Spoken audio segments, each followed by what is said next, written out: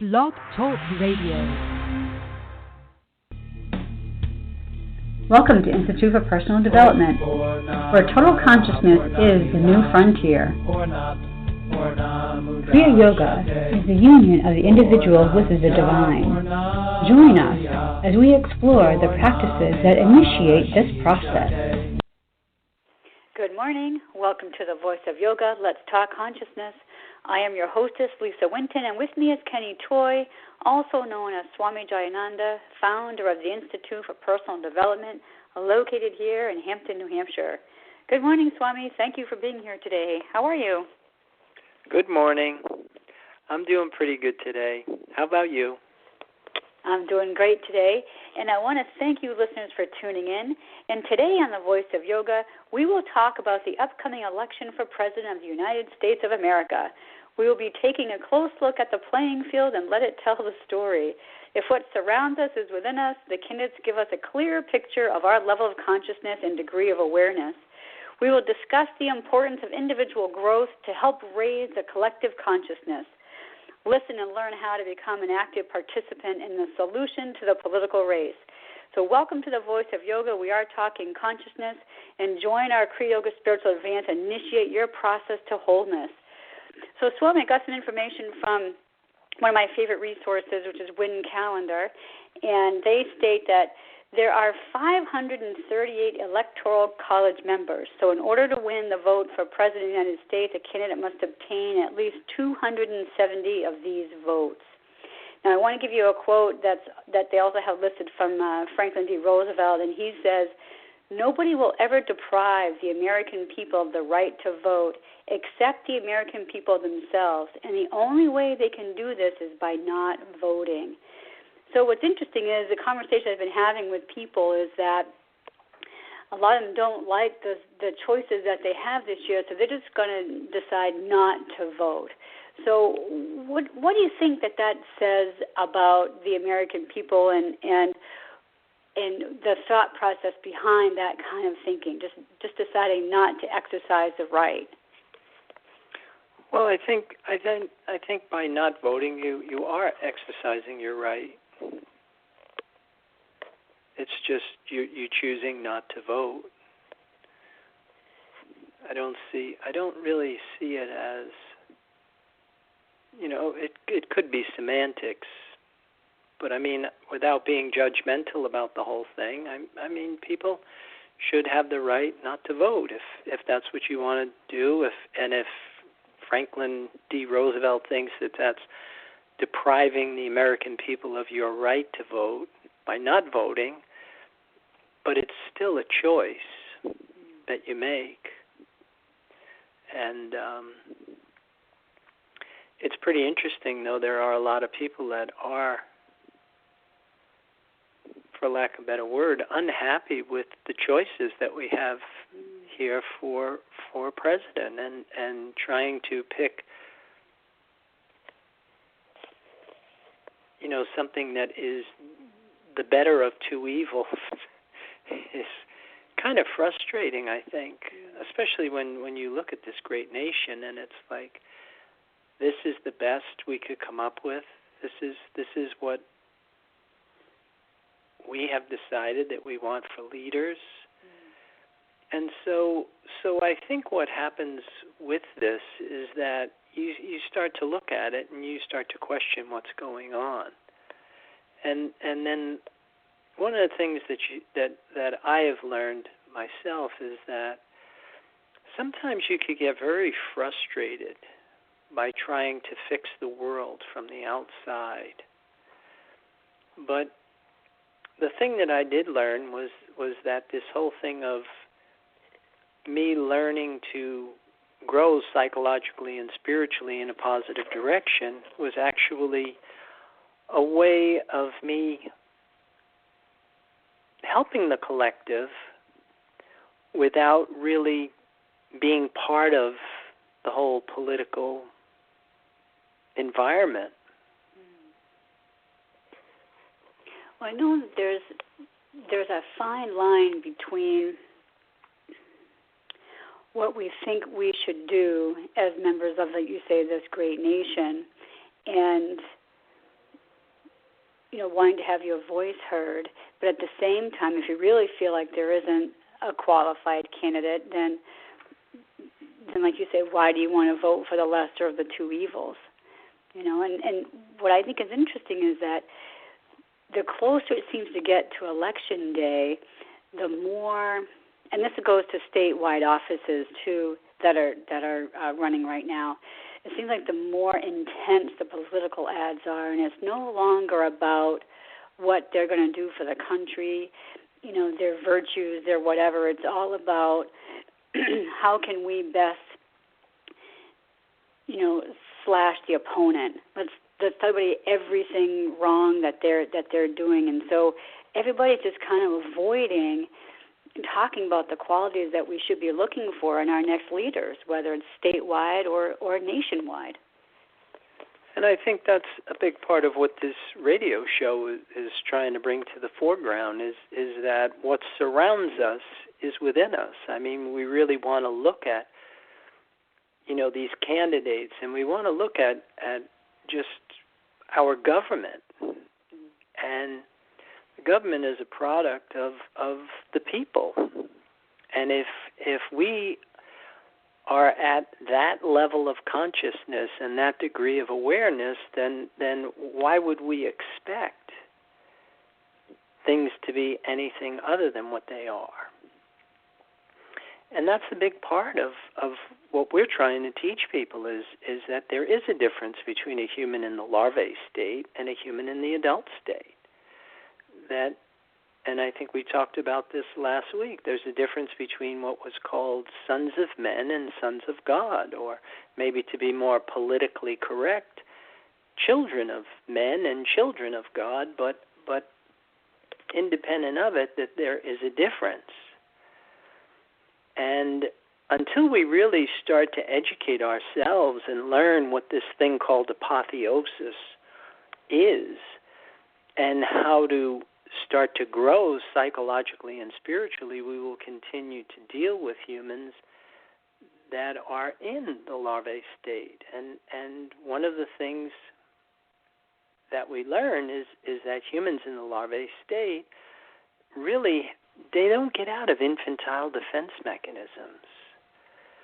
So a lot of just the I don't know, just like what you were saying, the way that the political campaign is set up, it's not about what I'm going to do for you.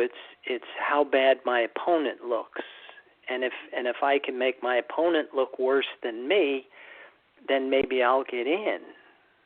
And to me, I think that's kind of sad, really, that this is what we're trying to build everything around. And then, of course, it's the whole concept of making laws as opposed to becoming a population of people who are virtuous by nature, which is really where our solution will be found. That's where the real revolution will take place, is when the individual starts to claim their power, starts to unlock their potential, and gets out of just this regressive cycle that we're stuck in collectively.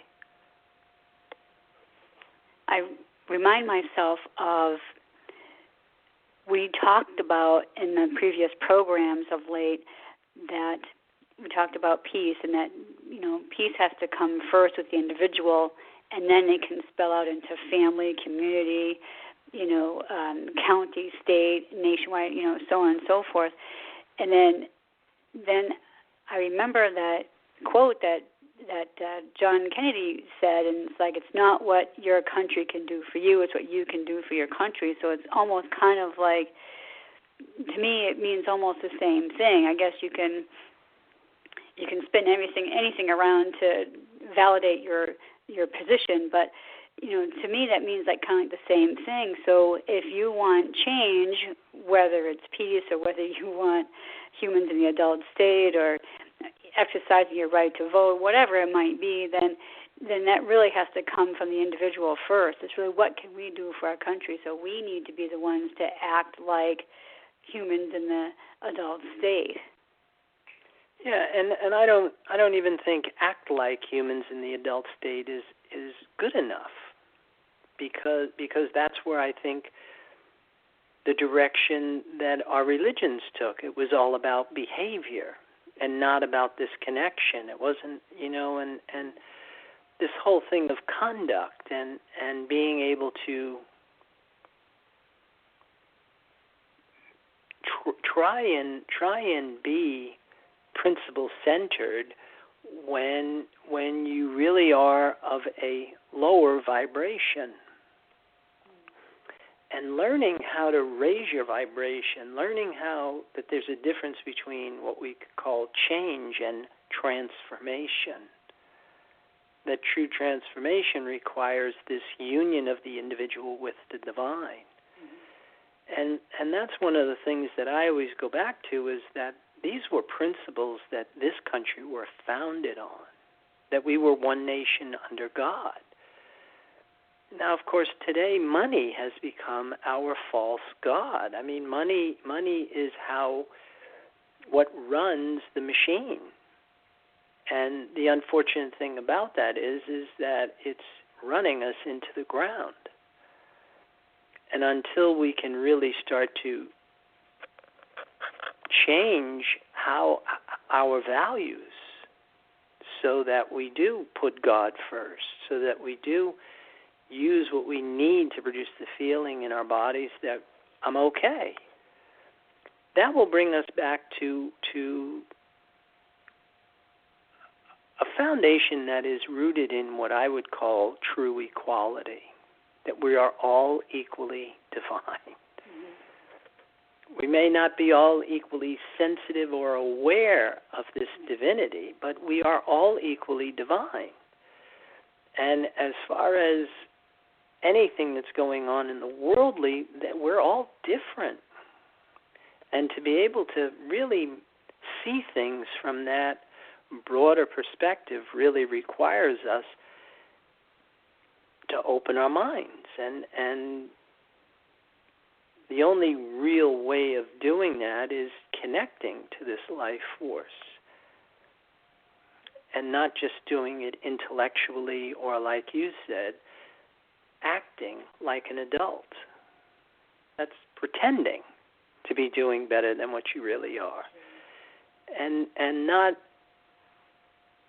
not being even dependent upon the government or the results of this election, because it isn't going to transform me.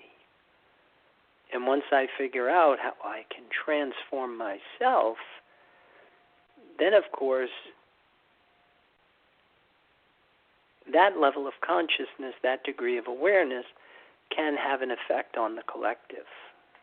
And then maybe as we start to grow as a people of humans in the adult state, then we'll start to see a whole different political environment, different quality of candidate.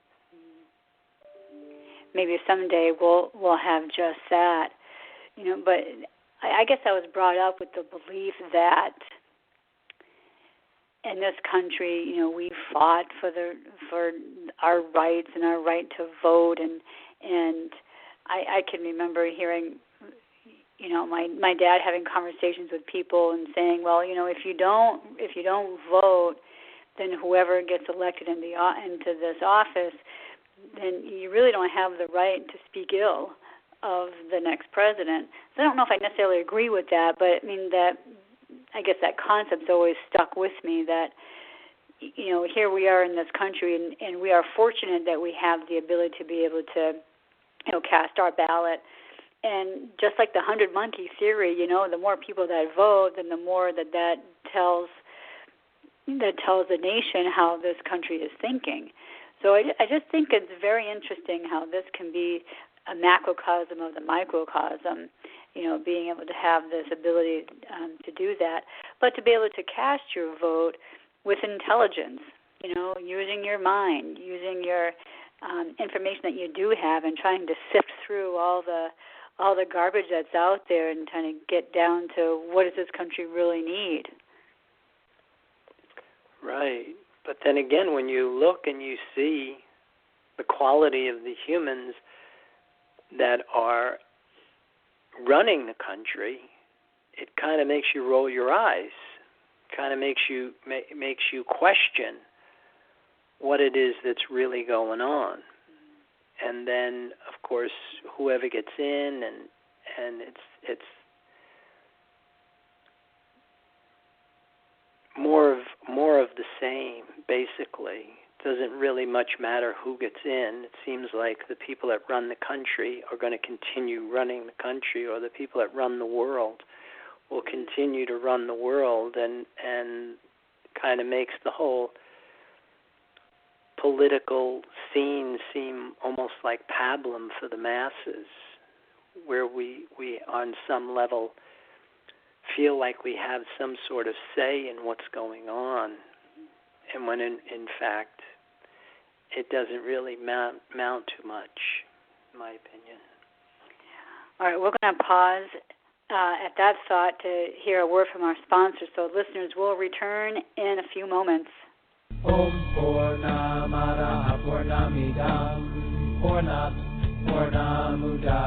If you are looking for a samadhi-based experience, IPD Kriya Yoga has the goods. A complete yoga program that includes the practices and the process. Kriya Yoga Series 1 live classes and videos. Get your arms around the spiritual science of Kriya Yoga. You know, the intention of why we practice is to embody spirit, to feel connected to the life force. Kriya Yoga Asana live classes and videos. A cosmically engineered system of exercises to initiate apotheosis. A system of exercises engineered for dining and dancing at the Cosmic Ballroom. Kriya Yoga Series 2 live classes and videos. A practice in open form designed to facilitate positive growth of consciousness. Get your Labyrinth video. I find the positive side of this is it pulls a lot of things together. Kriya Yoga mantra and meditation. With repetition comes absorption. Pray on prana and become divine. At the same time, we all have a unique talent and gift to give back to the universe. Private session. The mysteries of the universe have always been handed down verbally from teacher to student. Call or click now and get started. 603-929-0303 or www.ipdtransform.com. Namaste.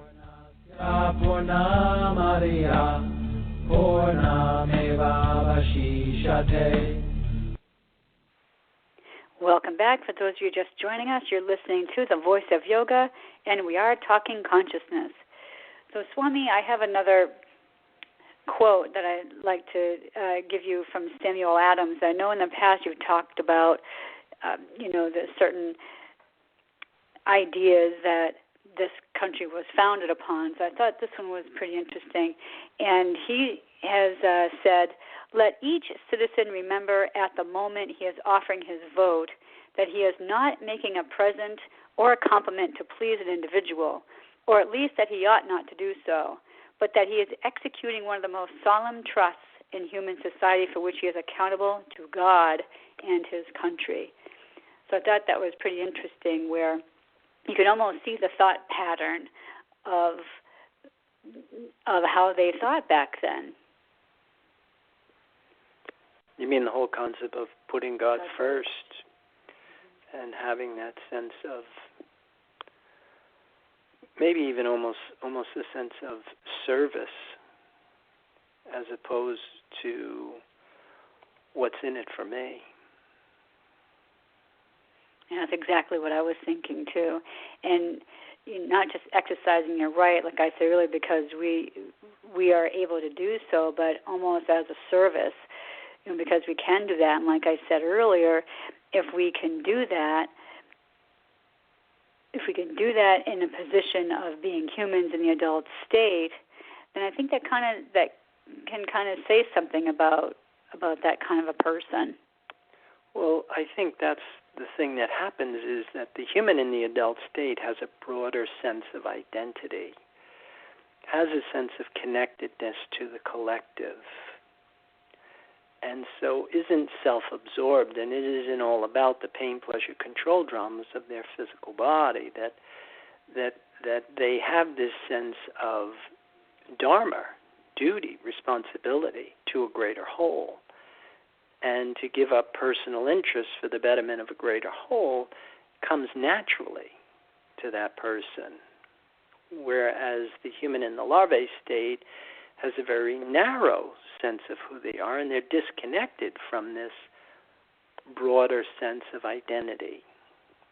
And it's all about me. And so even the exchange of energy between the individual and your environment is different.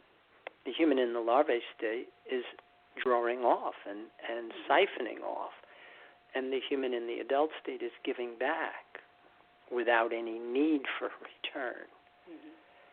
Because, again, your identity is all bound up in the body when you're in the larvae state, and your identity is all bound up in a part of yourself that is eternal when you're in the adult state. So it doesn't negate really what's going on in the outside world, but it sure makes it smaller. But you do have this sense of connectedness to this concept of a divinity. And it makes life, and it makes your choices much more sacred when you have that broader sense of awareness. And then, of course, you kind of look at what we're faced with here with this particular upcoming election. Have you seen any of the Saturday Night Live skits? You know, I mean, it's so sad, but at the same time, it's so true. This is a joke. And just the way the whole thing is being presented, on some level it's hysterical, and on another level it's absolutely pathetic. And if what surrounds us is within us, and like attracts like, you look at, you know, who we have running, and it's got to really be a wake-up call, I think, for us in general. And how do you fix it? And it comes back to like what we say here. I mean, you fix it by getting off the grid, getting connected to something that's more reliable and more dependable than the outside world. And from that vantage point, you can offer a solution.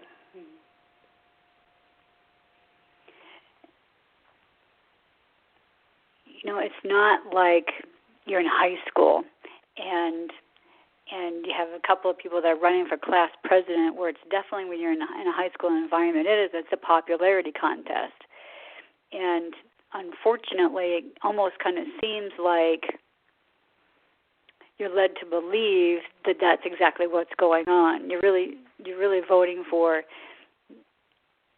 a popularity contest, and really it's not about the issue. They kind of get skated over, and you know, like you mentioned the SNL skits, you know, I mean, we've had to resort to humor to kind of put a Band-Aid on our political environment right now, the two candidates that we have to choose from.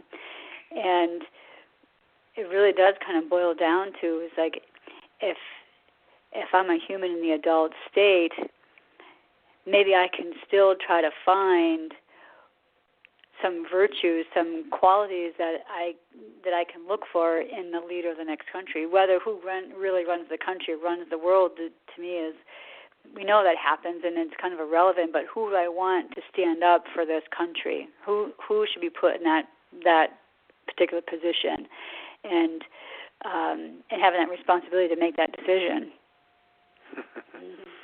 Yeah, exactly. And looking towards, you know, the ballot doesn't really give you much choice, does it?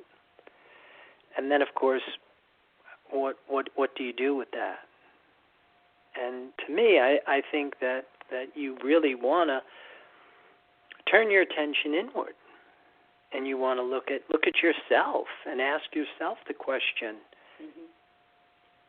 why aren't we looking for virtues in our leaders? And is this really who we want as a leader of our nation? And do we pick people because we like them, or are we picking people because we dislike ourselves? I mean, humans in the larvae state are angry. And that's an important thing that you should know about your level of consciousness, your degree of awareness, that there's a kickback that's coming from your unlived latent potential, that you want to be free, you want to be liberated, you want to be a whole person. And by turning the responsibility over to the government isn't going to fix it. But assuming the responsibility for your own personal development and changing your level of consciousness, your degree of awareness, it may help wake up America. And getting the light in your soul, like we say, and finding this sense of connectedness to a greater whole. Yeah, I completely agree. I try to look at my outside environment and try to learn from certain things. Like I can look at the candidates and say, what is it about them that bother me? And then I got to put the mirror up to my own face and say, is there some truth in that? Because like we say, if what arises within us, then, well, maybe there's something I have to look at. Maybe I made an action recently or previously that mirrors what I don't like about that particular candidate. So maybe I got to look at myself and then work on my own personal development so that, like we say, that 100 monkey theory, so that maybe the next person can see what it's like to live and be a person in the adult state in this world. Yeah, I think that might be a good advice right there.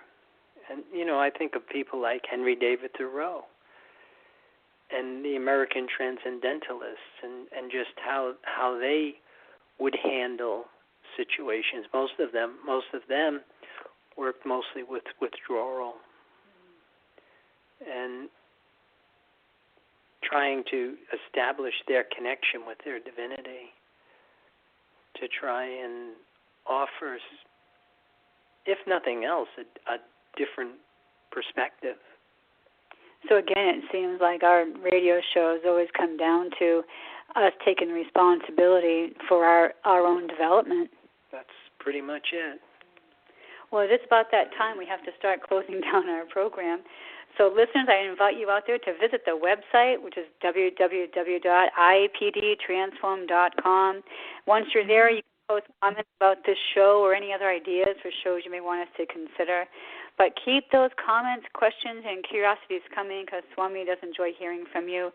Be sure to tune in next week. We are going to assist the United Nations in bringing awareness to International Day for Tolerance.